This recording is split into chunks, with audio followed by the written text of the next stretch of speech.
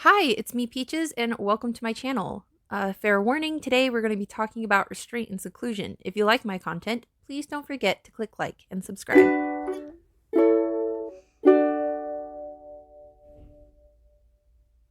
I don't know what I'm doing! So, what is restraint and seclusion? Restraint often is referring to holding someone down or holding them in place physically, whether it be with equipment, like strapping them to a bed, or with your own body, holding them back with your arms or laying on top of them to prevent them from being able to move. Seclusion, oftentimes in schools, is when a teacher takes a student and puts them in the hallway away from the rest of the class, or takes a student and puts them into a different room away from everyone else. Oftentimes, the student will be alone and won't be able to reach out or get out of the space which they are put in to be secluded.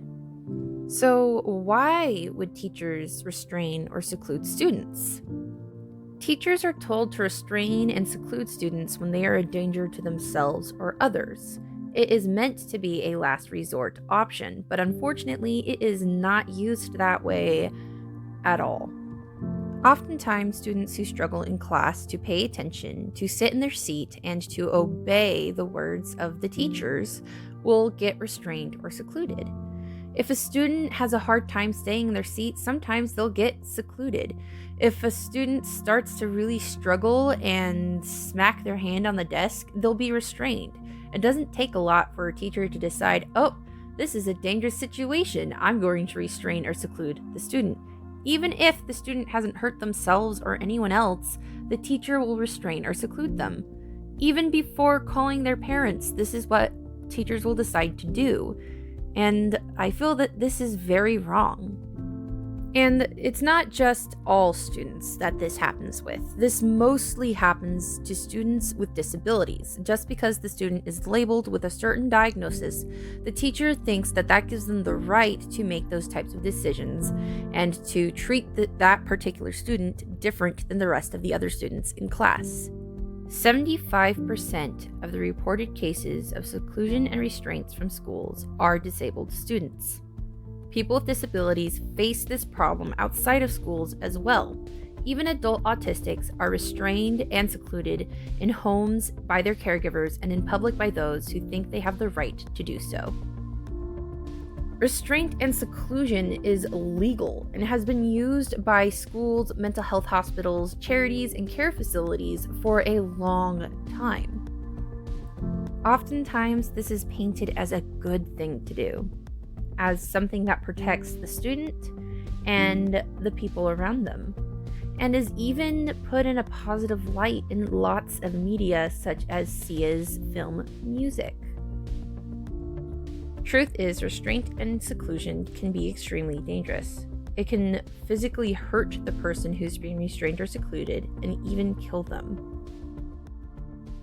Okay, so this is my second warning for this video. The next half is going to be far more serious, and we're going to be talking about abuse and seclusion and ableism and actual stories about these cases.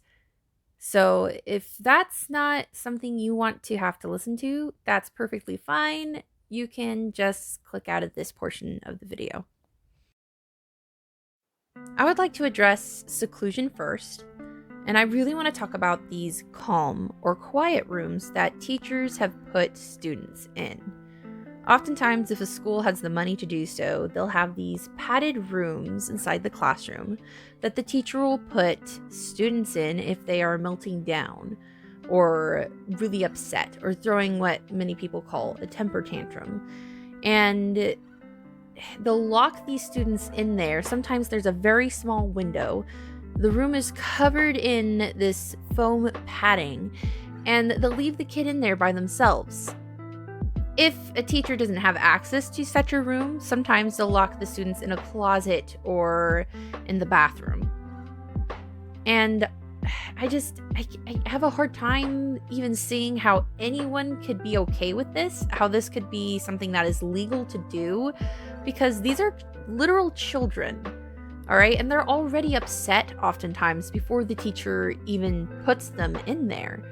And you're putting them in there, locking them in there. They have no way to get out, no way to get help if they need it, no way to calm themselves down, even though that's the purpose of the room.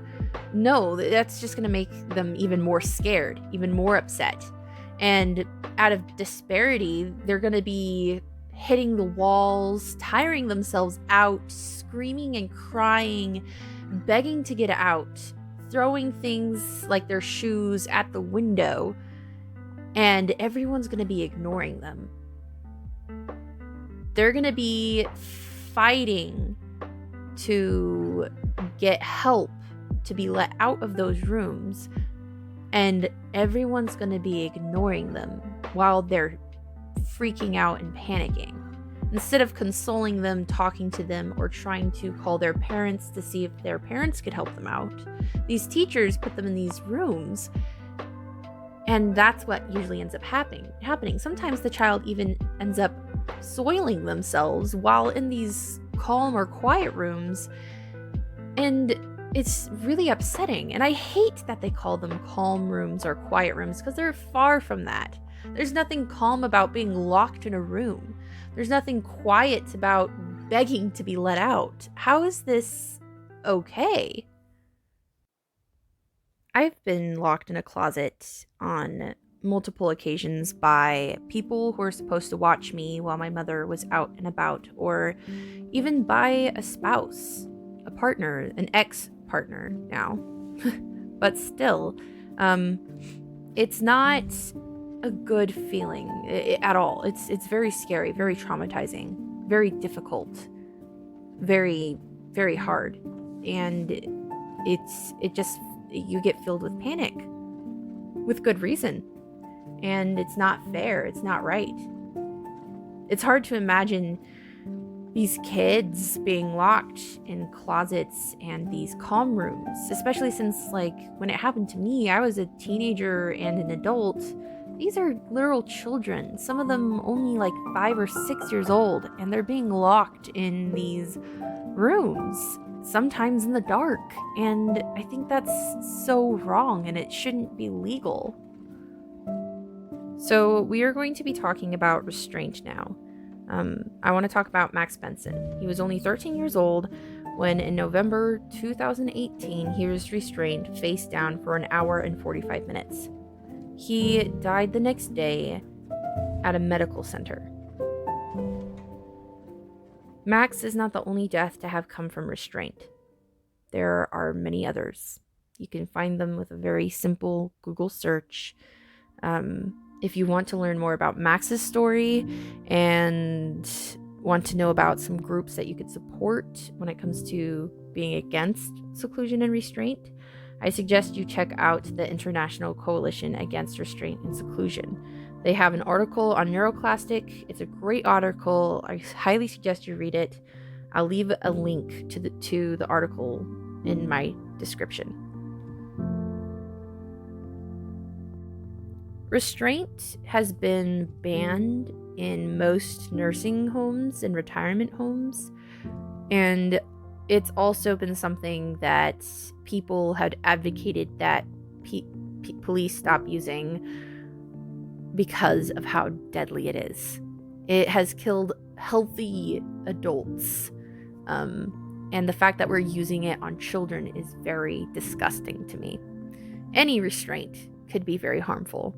It could easily bruise and injure the person, as well as trigger an adrenaline rush, which could be very unhealthy for these young kids' hearts, and it's extremely traumatizing for them. And many people will say it's for their own good, it's for their own safety, but I have a hard time seeing how it's for their own good when it could potentially hospitalize or kill them. I have a hard time seeing how it's for their own good when it's going to traumatize them and cause severe mental health problems for the rest of their life. It's not helping a dangerous situation. It's not turning a dangerous situation into a safe one. It's just making it even more dangerous.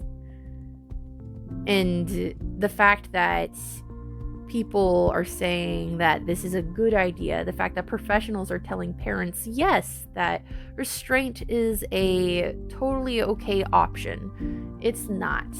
It really isn't. It could severely injure or kill the child, and I think that is very wrong. And I don't see how it should be viewed as something to be okay with. Hey, it's me, Peaches, and I hope you liked my video. If you did, please like and subscribe. I'd greatly appreciate it. I make content every Monday, so I'll be seeing you guys next week.